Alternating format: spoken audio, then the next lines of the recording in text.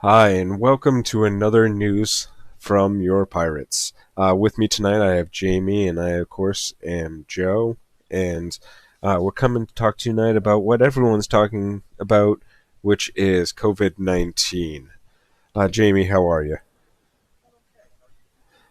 You know what? I'm not sneezing or coughing or really affected by it, thank God. And hopefully it stays that way. Uh, so that being said, I'm sure you've been inundated with all the different procedures and stuff.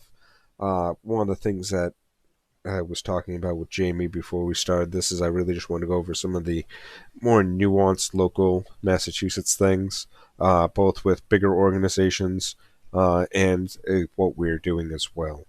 But first and foremost, one of the biggest things I wanted to talk about was the food banks are really needing help. So if you want to get out there and do something or do your part, food banks definitely need some volunteers, both in supplies and volunteers for those who are hungry. So all those who bought extra, uh, please share a little and help those in need.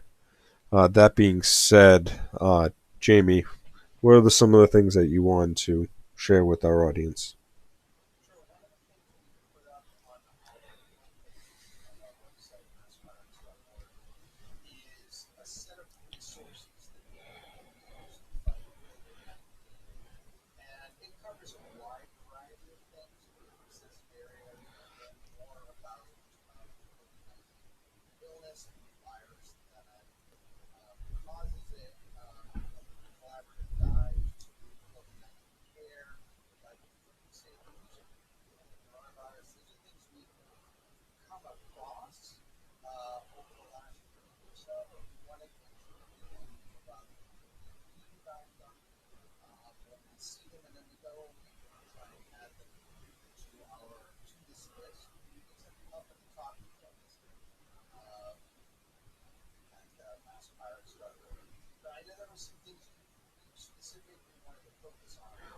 Well, a lot of things that were going on, a lot of people trials and tribulation that people were having was over their financial well-being, and so there were some pretty robust things that right on the MassGov website to handle this disaster.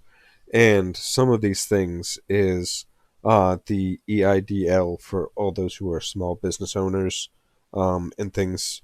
And we're talking like the people painting houses and doing jobs where they're just absolutely not allowed to go outside as of noon today.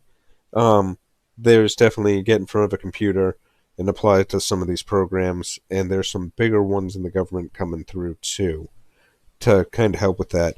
If you're just a person who's working, definitely reach out to go on and file for unemployment because any loss in pay definitely means that even if you're not losing your job, you're definitely going to have an opportunity to recoup some of those losses so that you're not impacted nearly as much. And you can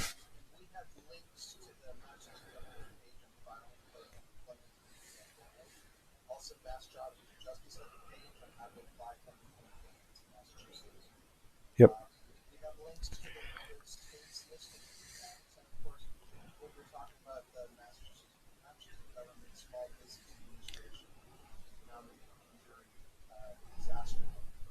Yep, which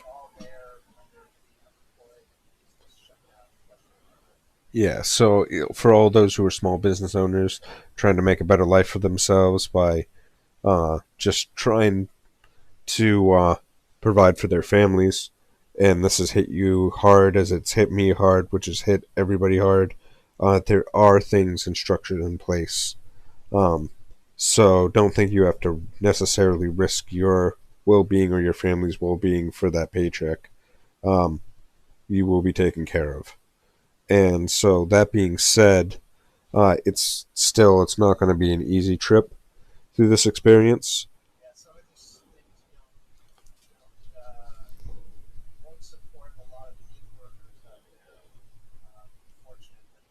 Well,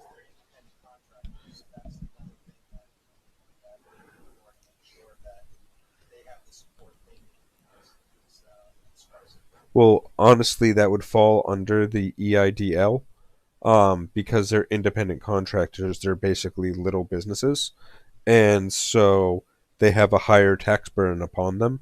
So, being an independent contractor, independent business, the EDLs are definitely something that they should be looking into.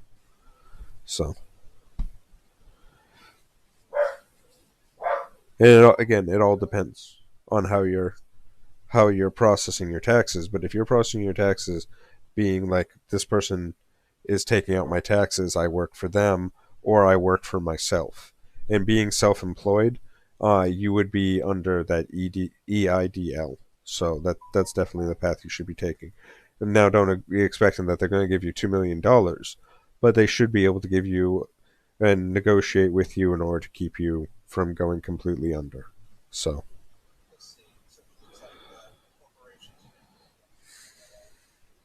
yeah. Well, I mean, they have to do something to keep the economy going.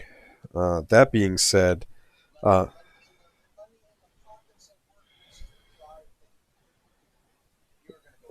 yeah, well, I was going to go on with that bill that they finally have back on track. They finally have it back on track. Thank you. Uh, Probably are, but it'll be okay. Just smile, and the show must go on.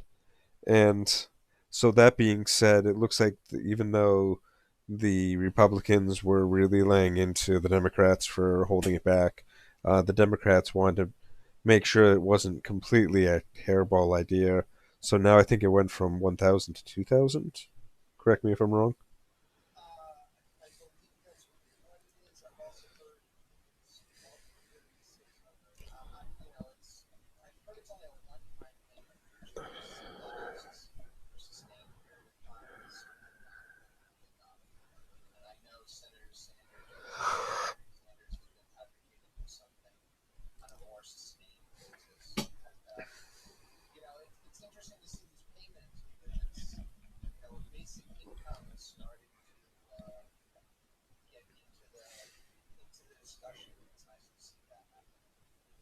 Yeah, yes. So, um, that being said, some other things that we are doing, sir.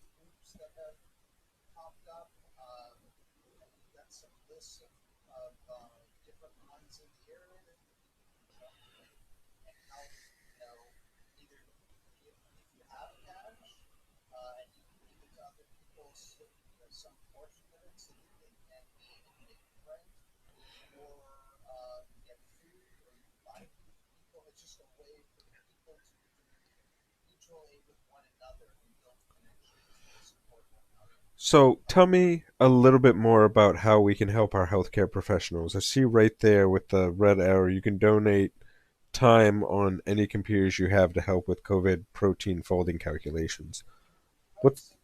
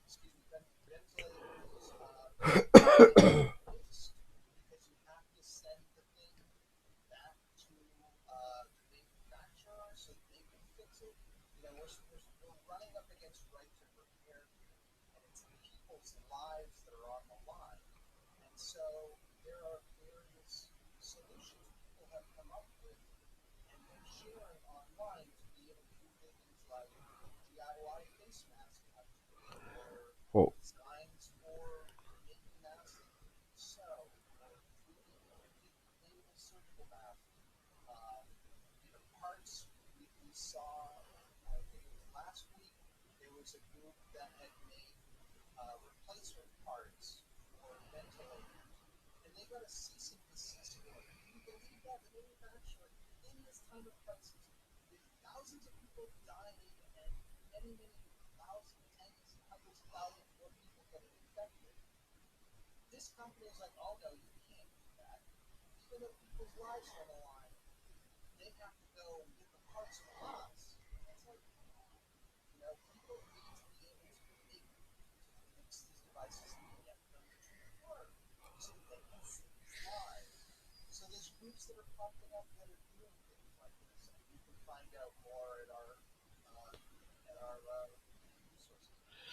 and there was one key point I wanted to bring up that you just mentioned there, which was the right to repair.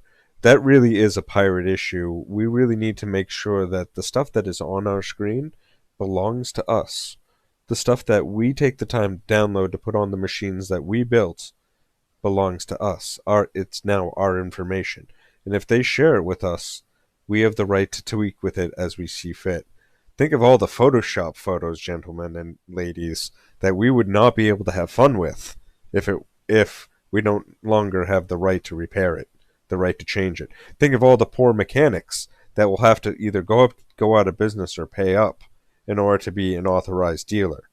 You know, back in the day when I really remembered things for that particular issue, once you waited the 20 years to download that single photo, you that photo was yours.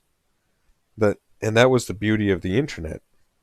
To me, even having this as an issue kind of seems alien, but at the same time, it's something that's so vital and will really draw the line in the sand as to what belongs to who. And honestly, if you want to forever be like just renting your own computer back to yourself, then that or your car or anything else that you want to purchase, as the Internet of Things becomes more and more an integrated part of our lives.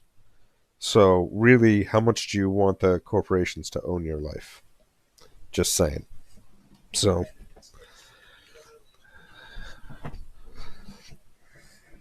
yep, because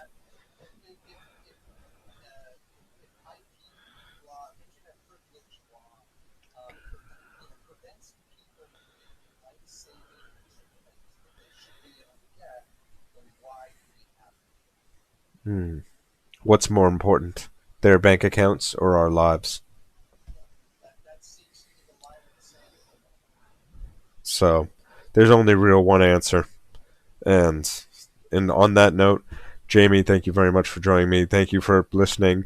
Like, subscribe, and share. You know the usual. And we'll be talking to you soon.